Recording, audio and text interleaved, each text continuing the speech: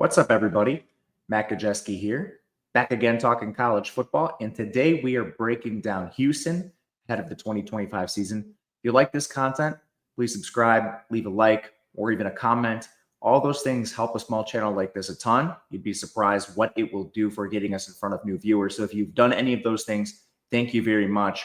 It's still June 11th. So if anything changes with Houston or I miss something, please let me know in the comments. Or if you even just want to see some team in the future that we haven't broken down. But let's dive into Houston. We're going to talk last year quickly before we get into what we are expecting for this upcoming season. Houston was in a rebuild last year, first year under Willie Fritz, so it should come as no surprise. A lot of their efficiency metrics, not quite where you want them. The best unit on the entire team was their pass blocking unit. Not as great in the run game there for blocking or even just rushing entirely. But they're making a lot of changes. They had to make a QB change midseason. Their receiving game was almost entirely rebuilt with transfers. Defense, a lot of the same. Basically, they turned over the entire roster in year one under Willie Fritz, and they'll be turning over a decent amount of it this year. But what we can say about Willie Fritz is he has been a known program rebuilder. Did that with Tulane, taking them from a middling team all the way to one of the best teams in the G5 through his final years there. And with Houston, we saw flashes last year. This team was 4-8, weren't great, but they did have wins against Rice, TCU, Utah, and Kansas State. Also single-digit losses to Oklahoma, a 10-point loss to Baylor. The rest of their games were double-digit losses, but that's still a decent showing for a year one under Willie Fritz. We all knew it was going to take some time. The main concerns I have were offensively with this team. Some of it was personnel driven, but you change offensive coordinators now heading into year two. Kevin Barbay is out. You bring in Slade Nagel, who has a lot of familiarity with Fritz. He was the offensive coordinator for Tulane in 2023. So I'm expecting this offense to remain somewhat consistent. Last year their pass rate was very low. Tulane loved to use their power run game. Last time we saw Slade Nagel calling plays, 42% of the time he was passing. Very slow tempo, which is kind of similar to what we saw from Houston last year. The only concern I really have is why didn't he just get the job immediately? And unless there's a reason Slade Nagel went to LSU to coach tight ends or something like that, maybe you guys in the comments can let me know if you're more plugged in on the situation. I'm just a little bit confused why he wasn't the choice immediately when Willie Fritz took the job last year. But last time we saw Slade Nagel, everything was awesome, so perhaps he can execute this offense in the Big 12 a little better than Barbay did. On defense, Shield takes the Texas Tech job. No shame there. So you do replace him with Austin Armstrong. He was the co-DC of Florida's defense for the last two seasons. This should be a step up for him, maybe not in terms of program. It looks honestly like a step down going from Florida to Houston. But when he was at Florida, he was co-DC with Ron Roberts. It was largely the Ron Roberts defense. So it's actually a step up in terms of what he will be doing. This is a solo DC job, so he will handle more responsibility. But they've turned Florida's defense around, that pairing, so this should be a good hire to replace Shield Wood, who was a good DC in his own right, even though we only saw him for 1 year. Overall, like the staff, and we should see a lot of improvements just overall efficiency-wise with this staff. And we'll see what we get. But let's take a look at player personnel and acquisition. It's the first recruiting class under Fritz this year. They turned it in the 53rd class, 11th overall in the portal. Not fantastic, but not bad either. They were 27th, which was an upgrade. The last two seasons, they were 34th and 36th. Just going to take a little time with Fritz. The two prior recruiting classes were 60th and 51st. Shouldn't come as much of a surprise that they're not retaining a ton. Especially that 2023 class when you saw like the final Holgerson years, there's barely any of that class still on the roster. Last year's class was sort of a blend. They retained 77%. I think all this will improve as we just get further along into the Fritz era. So there's not too much to look at right now. Should be noted that the transfer acquisitions are positive for this team, which brings us to the roster. Let's take a look at their depth chart. This is our player usage tool, which basically we're just trying to project the two deep. We have transfers in yellow, the year they are in school, followed by what snaps they've played the last two seasons, how many, what star recruiting ranking they were, and then a value score, which takes a look first at your recruitment. Then it will factor in your play on the field. So the more snaps you've played, the less it looks at recruiting and the more it looks at your overall on-field play. Think 50 is like an average player. Anything below that, you're looking at like replacement level. All the way down to like 0 would be horrifyingly bad. But anyway, all this starts with Connor Wegman, who comes in at quarterback. Donovan Smith is gone. Zeon Chris is still back. But starting with Wegman, he transfers down to Houston. Former 5-star with Texas A&M. It's been a rocky ride for Wegman. He's been benched. He's been hurt. His career completion percentage is 60%. He has 2,694 yards. That's 7.4 yards per attempt. 19 touchdowns, 7 picks, 17 big-time throws, 21 turnover-worthy plays. Good mobility with him, even despite the injuries. 261 rushing yards for 3.9 yards per carry. Only a 13.2 pressure-to-sack ratio. 2.8 seconds per throw is above average. The big concerns with him, aside from the injuries, he lost his first 2 years to injury. Last year, it was just playing worse against better competition.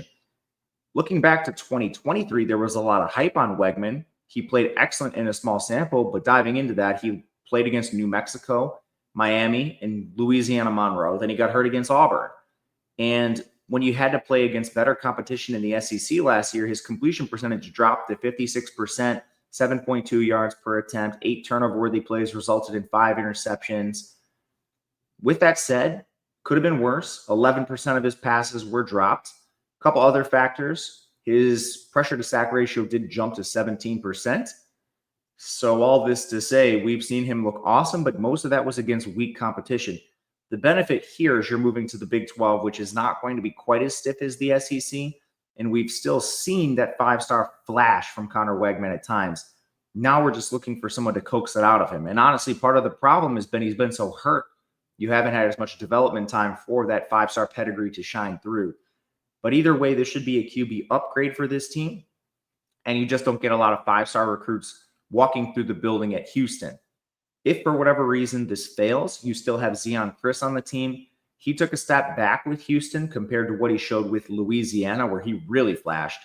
But he has a 64% completion percentage, 6.3 yards per attempt. Another problem with him was the turnovers. He had 4 big-time throws and 10 turnover-worthy plays, which resulted in 8 interceptions.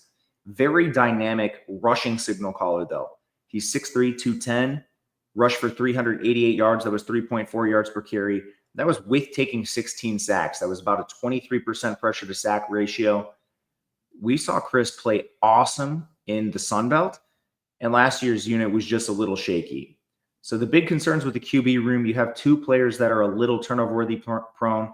The best thing you can say is they've both shown flashes. They're both big-bodied. We didn't mention Wegman, 6'3", 200 pounds, and they both can run, which gives you a solid foundation. And then obviously the arm strength with Wegman is incredible if they could put that all together. At running back, they bring in a Rice transfer and Dean Connors. He's originally a JUCO kid, really showed some efficient stuff with Rice the last couple seasons. He is 6 feet, 206 pounds. Last year, he rushed for 780 yards and 9 touchdowns. That was 4.9 yards per carry. He caught 62 passes. He has 105 catches the last 2 years and over 1,000 yards after contact with 68 forced missed tackles the last 2 years. The only real problem with Connors is he has 5 fumbles. If you can clean that up and move this production all the way to the Big 12, I mean, this is some of the most efficient running just has come in the G5 level of competition, but that's a good place to start. And I think he's going to have a running mate in Rashawn Sanford II. We saw him briefly last year, 5'9", 185 pounds, 444 rushing yards as a true freshman with 18 catches. A lot of that came after contact, and he forced 31 missed tackles. You're also deep. You have players like Stacy Sneed. He's been with the program for multiple years. He rushed 60 times for 5.1 yards per carry, caught 16 balls. Jamarian Burnett is back for his sophomore season. He's more of a big back. He's 220 pounds. Even DJ Butler's played a few snaps here and there. He had 6.4 yards per carry on a very small sample. There's almost no way this running back room is worse with Connors coming in and Sanford coming back. I think the main part of your backfield is going to be a committee with Connors and Sanford, but you have every sort of piece you could possibly want for this backfield in the Big 12. Wide receiver, they do lose Joseph Manjack, but they return their leading wide receiver and former Oklahoma State transfer, Stephen Johnson. He's been pretty solid for them. He's 6 feet, 180 pounds, caught 32 balls for 402 yards last year.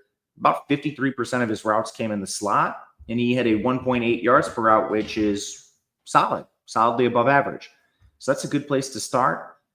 Your second receiver projects to be Mekhi Muse, who was the third leading receiver last year. He's a Georgia transfer, but he's not one of these elite recruits. He was a walk-on at Georgia. 5'8", 185 pounds, 29 catches, 253 yards. Slot receiver for him, 74% of the time he was playing out of the slot, but only 1.08 yards per route, which was very inefficient. Wouldn't be surprised if a transfer beats him out. They bring in Harvey Broussard from Louisiana and Amari Thomas from UAB. Broussard is 6'2", 183, 31 catches for 486 yards. He'll be on the perimeter most likely 93% of the time he was out there. 1.56 yards per route leaves a little bit to be desired as he jumps up to the Big 12, but still experienced. Thomas is very interesting.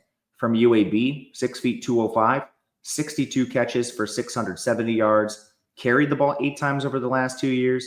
He was out wide 55% of the time with 1.89 yards per route. I think there's a good chance you see Thomas starting, who offers a lot of juice and sort of a gadget type player that you could deploy in multiple ways. But there's some other players that have some hype too. They had the Tulsa transfers Devin Williams and Marquise Shoulders last year. Both battle injuries, especially Shoulders, who only made it through 3 games, got hurt in week 3. And he had 5 catches in that span. But, I mean, if you go back to the Tulsa days, he's 5'10", 170 pounds, 16 catches for 283 yards.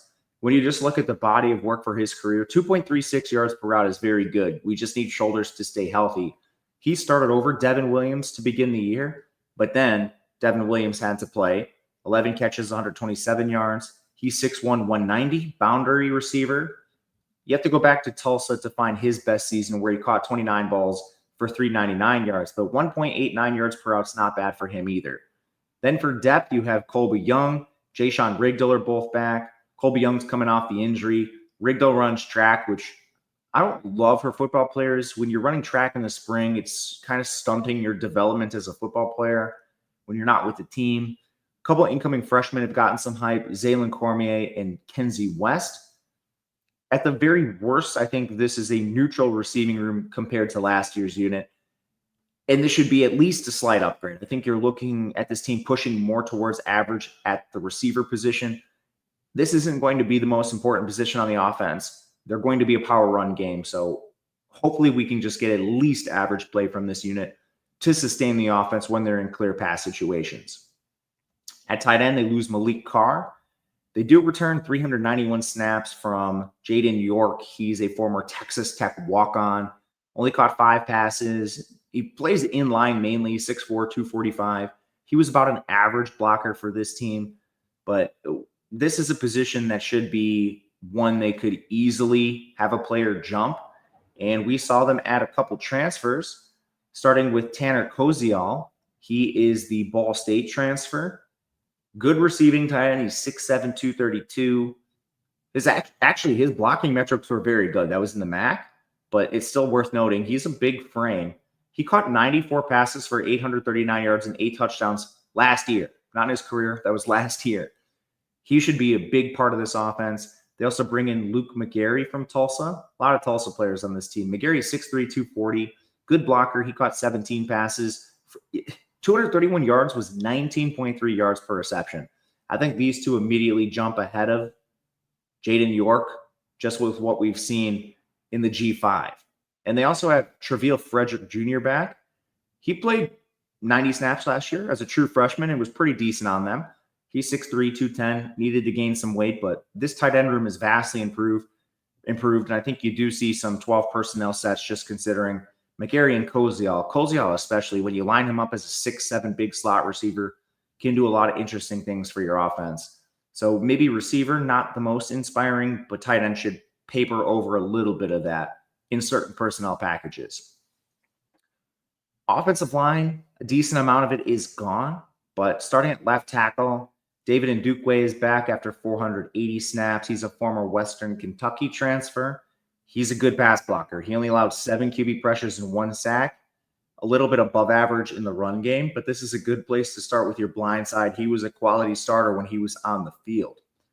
Left guard, they do lose Peyton Dunn, one of their bigger losses, but they add a transfer in Jason Brooks from Oklahoma State. He was a 2-year starter for them, but then he suffered an injury in 2023 and hasn't really gotten back to form. When you look at his overall metrics, above average as a run blocker, slightly below average as a pass blocker. He only played 393 snaps in 2023, but he allowed 13 pressures in that span. So you're really reliant on that run blocking. Fortunately, this should be a unit that is running the ball more times than not. And he has experience at both guard spots, he even played a little bit of tackle. So if someone else, if you need to move him to tackle or something weird in a pinch, he does have that versatility. So Brooks is a player that we should see for this team. Center, they do return Demetrius Hunter. He played 730 snaps, only allowed 10 pressures and 1 sack. His numbers are brought down a little bit because he did have some penalties, but you have a known commodity at center. They do have some competition with Mackenzie Agnello from New Mexico. Agnello originally began his career in the FCS with East Texas A&M, but last year he played 902 snaps at an elite level. Good run blocker, only allowed 7 QB pressures, 0 sacks, and he played between center and some at tackle. Position versatility here. So maybe you even see one of these players, Demetrius Hunter and Agnello, play guard. And then you can kick out maybe one of your inefficient linemen or something just to get your best 5 on the field. Because you have another guard candidate, Texas A&M transfer, Cal transfer, Matthew Wyckoff comes in. He's a 3-year starter. He has over 1,600 snaps to his name. He's played every interior spot at some point through his career. So another potential candidate for either guard position, maybe a center. But that gives you 4 legitimate interior players. And again, maybe one of them kicks the tackle. I'm not sure with that. Way deeper than last year. If there's an injury, you should be set up pretty well here. At right tackle, they bring in Dalton Merriman from Texas Tech. Former JUCO guy, mainly known for his frame. He's 6'8", 305. Above average as a run blocker for Texas Tech. Pass game needs a little work, 17 pressures, 2 sacks. That was only on 488 snaps. So the rates aren't fantastic for him, but that's a decent returner at right tackle. And that's probably the most unsettled position. If he can't get it done, they have a 4-star freshman in Demetrius Dean. They have another transfer from Baylor in Alvin Ebiselli. He got benched in Baylor's, it was like week 6, I think, last year. He had horrifying pass blocking metrics, so hopefully we don't have to see Ebiselli. But they also have a couple other deep players, former Ole Miss transfer Cedric Melton still on the team, younger players like Caden Bowie, Derek Joyner on the team. The offensive line should be better, and that was actually a decent unit for them last year. They were a good pass blocking unit. As soon as they increase that run game efficiency, this should be a solid unit. But we're trending towards average here on the offense entirely, but especially on the O-line. Defense, off the edge, they lose one of their better defenders in Keith Cooper Jr. They do return 531 snaps from Brandon Mack, who originally came to Houston from Ole Miss. Last year was his first year starting. Not the best pass rush numbers, only 16 pressures, but he was pretty good in the run game at 245 pounds. Should be an average returning starter. Opposite him, I think you will see Eddie Walls III from FIU. He actually started 2 seasons at Bethune-Cookman before playing with FIU last year. 40 QB pressures on 465 snaps, good run defender. I was not expecting him to play that well with FIU and with that crazy efficiency. Yeah, it was in Conference USA, but I mean, you just don't see guys with 40 QB pressures like that. I think he'll be able to bring that to the Big 12. The next men up behind these two are Quindario Lee and Latravion McCutcheon. Lee originally came from Central Michigan. He's more of an inside-out player. Think like a 5-tech because he's 285 pounds. Good run defender, but you can kick him inside on pass rushing snaps, play him on the edge, and run defense downs. McCutcheon, a little bit of a smaller rusher, like kind of the exact opposite. He's 210 pounds and didn't have the best efficiency, so we'll see what he does. They have a couple of freshman recruits that are of decent caliber in Sheldon Rice and Rashad Sterling. Again, this unit wasn't great, so expecting it to at least be neutral, if not better. Inside, they lose A.J. Holmes. They get back Carlos Allen. He played 585 snaps. He's 6'1", 295. One of the best run defenders on the team. Former Kennesaw State transfer with 12 pressures, but 43 tackles was good. A lot of transfers coming inside. Khalil Laufau from Washington State, Josh Donald from App State, and Miles Parker from Tennessee Tech. Laufau played 371 snaps. Good run defender, 9 QB pressures. Parker's from the FCS, but he's 344 pounds. He was unstoppable at that level of competition. Donald, Played slightly above average with App State. He was originally a Southern transfer. He's 320 pounds. So they just added bodies more than anything else to this unit to pair with Carlos Allen. They also have 175 snaps back from Xavier Stillman. They did recruit a four-star freshman in Travis Buhakes, which is solid as well. Overall, my takeaway on the defensive line is this unit can't possibly be worse, and there's some legitimate talent that's been brought in. I want to see how this comes together in the summer and who's playing and what this looks like. But they should be trending more towards average on defense rather than just horrifying against the run. At linebacker, they lose their top three. This is more addition by subtraction. You bring in some quality players at linebacker. Very optimistic with this unit. Jesus Machado from Tulane, Carmicah Glass from Louisiana, and Sion Fotu from Utah.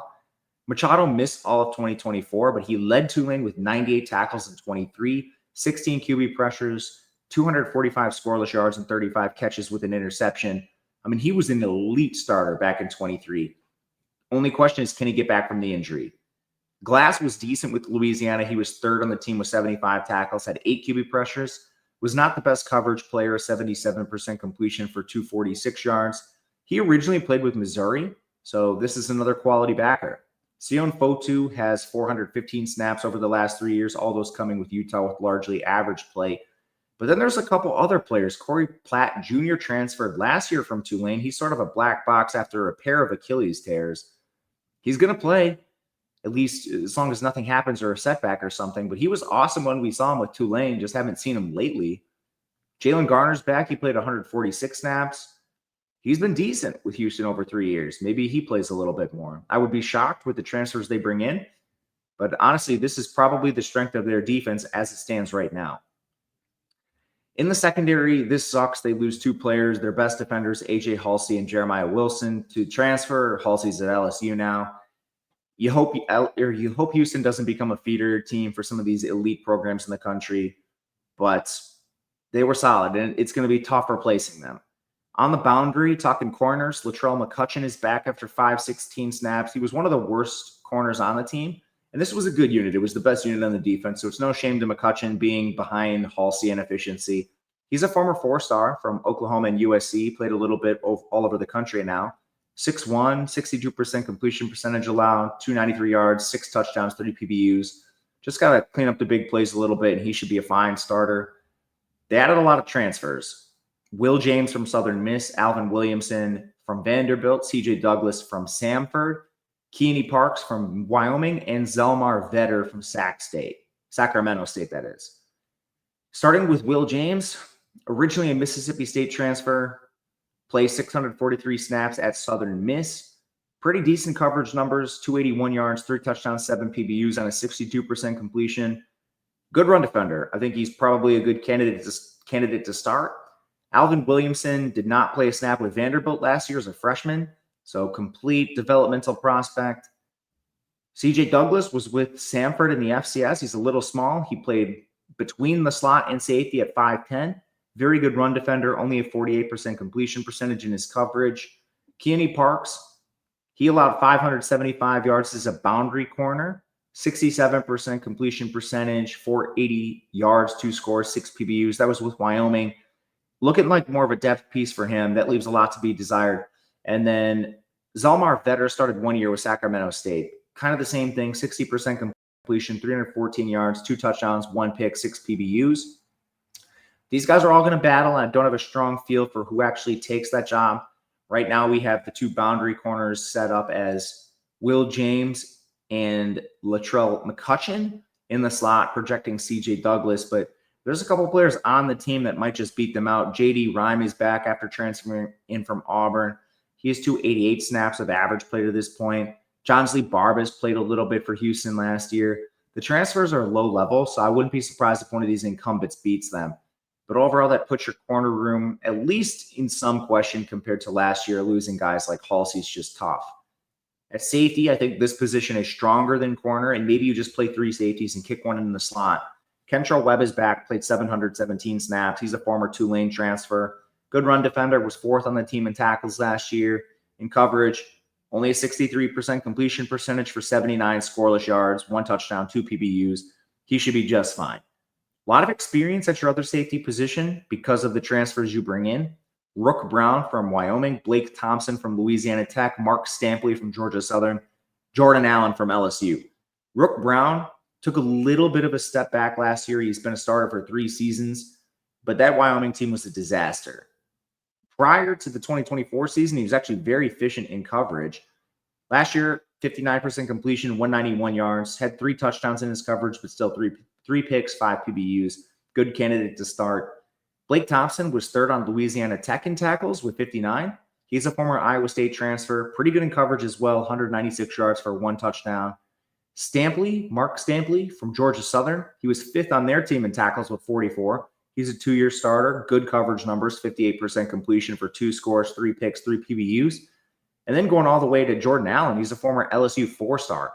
Hasn't played as much as the other 3 transfers, but he's definitely of a higher caliber of recruitment, and he's 245 snaps. Across the board, this is, like linebacker, a position of strength. And I think we talked about the corners and maybe getting one of them in the slot. I think maybe your best configuration is to play 3 safeties, play some big nickel, and throw one of these safeties, because they're so experienced or of high recruitment, throw one of them in the slot. Save yourself some development time, or I guess give one of those younger players development time. Overall, this roster is improved. At kicker, they add a couple transfers. Ethan Sanchez is from Old Dominion. Zach Yoakam is from Notre Dame. Sanchez has kicked 106 extra points in his career. He's missed 5. All of them were last year. On field goals, he is 35 of 46, but pretty good in 2024. He only missed 1 field goal. It became beyond 50 yards, where he was 1 of 2. Yoakam has kicked 20 extra points. He's perfect on them, but he's only kicked 5 field goals, making 2 of them. Those misses both came inside 40 yards as well. You're probably looking at a kicking battle this summer with Sanchez. I think probably your favorite just based on what we've seen so far. But summing up the roster, there is no question it is better. The main question, we saw a lot of metrics in the 120s, the 1-teens, outside the top 100. Does the roster, at least the improved roster, bring them closer to average? Or are we still talking a below average team that's going to win 5 games this year? Let's take a look at the schedule and try to make some predictions, because I personally think this team is better. Bringing us to the schedule, Stephen F. Austin, a road trip to Rice, and Oregon State and non-con. Very real chance this team is 3-0. 2 of those are on the road, Oregon State and Rice, but they crushed Rice last year. Rice has a lot of coaching stuff. They're a rebuilding, changing program. Oregon State has basically been a feeder now that they've, whatever you want to call it, the reduced Pac-12 has really diminished Oregon State and Washington State. So there's a real chance this team is 3-0. Would not surprise me whatsoever. In conference, up at the top of this schedule, at least among the teams that have the better odds, they're going to be playing Texas Tech, Arizona, TCU, and Baylor. Arizona State, excuse me. So that leaves just Kansas State among the teams you're dodging. You're probably going to be an underdog against all 4 of those teams. And again, Texas Tech, Arizona State, TCU, and Baylor. They also have to play Colorado on a short week. Colorado has a lot of talent. They're rebuilding some key positions with losing Shedeur Sanders and Travis Hunter. But those are still they have a ton of high recruits. They're just young. They might be an underdog there considering it's a short week. That game, they play a weird amount of games on Fridays. Stephen F. Austin's on Thursday, Colorado's on Friday, Oregon State's on Friday, UCF's on Friday. So 2 of those are short weeks, and you have to travel to UCF. I guess that game's not going to be easy either. Outside of that, Oklahoma State's sort of rebuilding, Arizona's rebuilding, West Virginia's rebuilding. UCF is definitely rebuilding, but again, a short week to the bounce house. This sets up as a pretty difficult schedule. However, at the end of the day, if you finish up 3-0 in non-con, which you should, you only need to pick off 3 of those weaker teams. And this Houston team is closer to the top of the conference than last year. There's still a gap, but definitely closer. I think the ceiling for this team is probably like 7 wins. Expectations should be 5 or 6. But I think this team should be a bowl team in year 2 under Willie Fritz. The roster improvements, and even with the weird schedule stuff, this team should be improved yet again. Well, let me know what you think in the comments and who you want to see next. But I appreciate you watching. Until next time, good luck, everyone. We will see you later.